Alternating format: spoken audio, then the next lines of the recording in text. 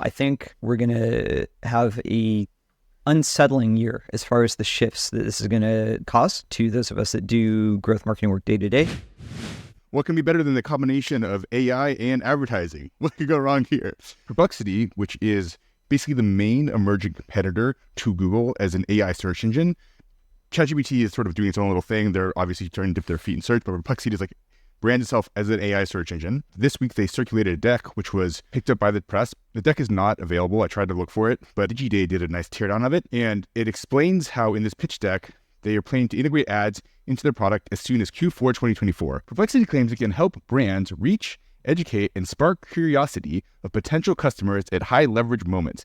Now, isn't that a mouthful? Who wrote that marketing? I mean, generally seems like that it could potentially be true, but let's get into that in a second. So, according to DigiDay, Perplexity confirmed that it has a goal of target eCPMs north of $50. We can talk about why that matters later. This year so far in the US, they reported 230 million queries this year, which is up 8x from last year. So while not a huge number of queries overall, incredible growth. There's a few ad formats that they've articulated they will be launching with.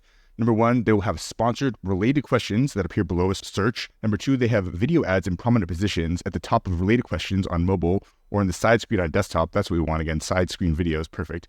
Display ads on third-party publishing sites as part of the Perplexity Publisher program. So basically, this is like a banner ad on New York Times. Again, I didn't know we're going backwards in time.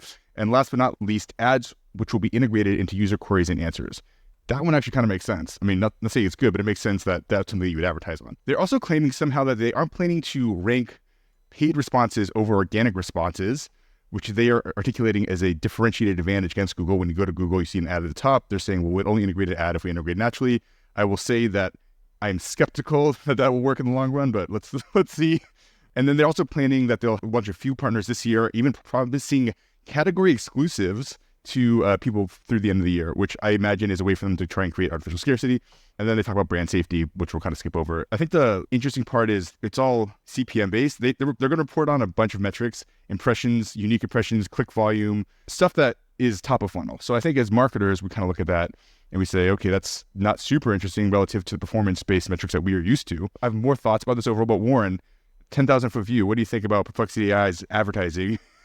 Yeah, I mean, Perplexity and things like it, or whatever replaces Perplexity in the AI search war that I think is incoming, absolutely is going to be relevant and critical to marketers. Yep. What is being pitched right now, it strikes me a lot like a politician in campaign mode that's saying that they're going to put way more money in everyone's pocket, but they're not going to raise taxes to do so. It's right. Like they're promising things here that are very at odds with each other. So they're saying that they plan to have $50 eCPMs, and just jargon check, eCPM, cost per 1,000 impressions. So like if you're showing an ad, you want eCPM to be really high. If you're buying an ad, you want eCPM to be really low. You want to pay as little as possible. So that, first of all, that's a stupid thing to promise because there's two halves to that. You cannot promise that unless you have a buyer on the other side that is willing to pay that price. And the thing they're pairing that with, and they're saying, but don't worry, we're not going to we're not going to show the ads prominently and mix them with like the organic content. So people will not pay a high price for a low converting ad unless they're morons. And that's essentially what they're positioning here. Is like, we're going to have the ads that give the high, you're going to make the most money showing our ads, but they're not going to bother users.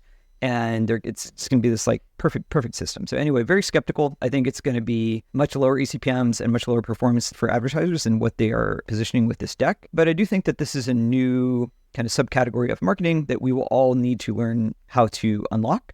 It will probably be easier to unlock than past marketing channels, just because AI is more deep-rooted doing a lot of the core optimization work, I think, once these things get off the ground.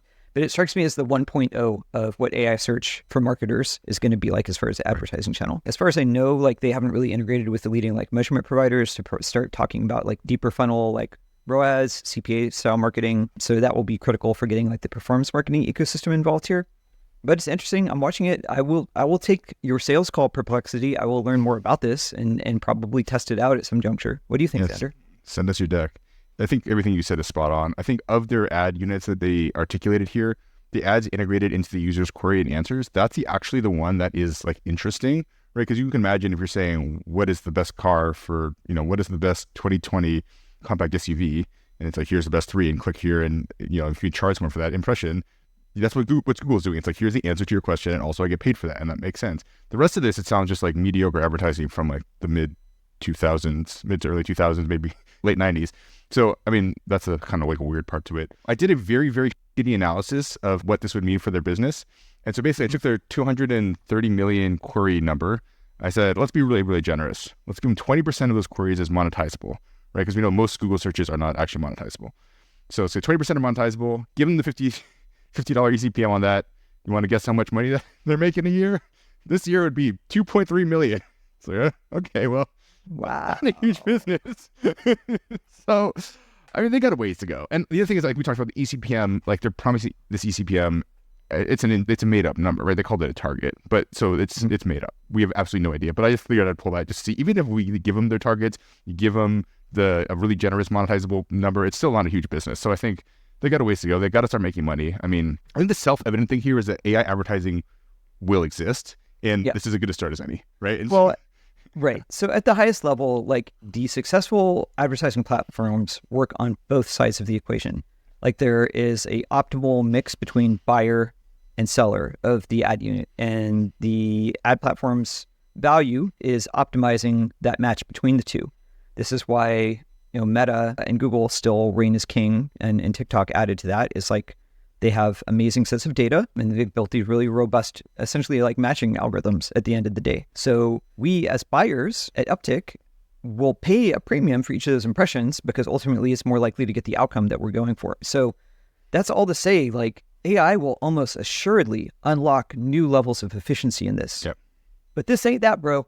Yeah. We're a long way from that. This is going back to like 90s style top of funnel advertising. So we'll get there. It's probably eventually going to lead to like really crazy eCPMs for those showing ads and really crazy efficiencies for marketers for the early adopters in this. But yeah, this is the perfect state. There was one other thing that was in one of the articles you referenced, which I actually didn't pull the outline, unfortunately. But what they talked about was basically they're trying to do a revenue split with some of the publishers who they're pulling their content from. So if you integrate into their program and they pull answers from your content, they will do some sort of revenue split with you down the line as they surface your content. Now, I don't know how they're doing that because they're not making any money right now. And also this model shows that they're not going to make a lot of money for at least a little while. So I don't know how good a revenue split that's going to be. But one of the main concerns about AI, which is a very, very valid concern, is that it's basically sucked up the world's data and it is just surfacing it for free and charging a $20 fee if you're ChatGPT per month. And that's a business model that is unsustainable functionally because you're basically just stealing something and then selling it. And if none of that money ever gets back to the publishers who are the ones producing the content, eventually they're going to go out of business. And so I do like that they are making a structural shift to the way that their platform works versus ChatGPT because it allows for those businesses to be sustainable long term. But again, really early. It's a startup. So I mean, I'm rooting for these guys. I hope they do well. God knows Google needs some competitors. So it's all good, but we'll see. I mean, I think if we look a year from now at how we're talking about the role of like real AI in advertising, not like these like basic algorithms that we've been calling AI in advertising for the last 8 years or whatever, I think we're going to have a unsettling year as far as the shifts that this is going to cause to those of us that do growth marketing work day to day. But yeah, in the early innings of it. As always, the pod was brought to you by our team here at Uptick. Here at Uptick, we do games growth stuff. We will be your workforce. We make really awesome software to streamline your workflows, add all kinds of cool prediction and analytics, plug and play. And we love games. We're all nerds. That's what bonds us here. So if you're building a cool game and need nice people to help you grow that game, reach us at uptick.com. It's upptic.com. Talk soon.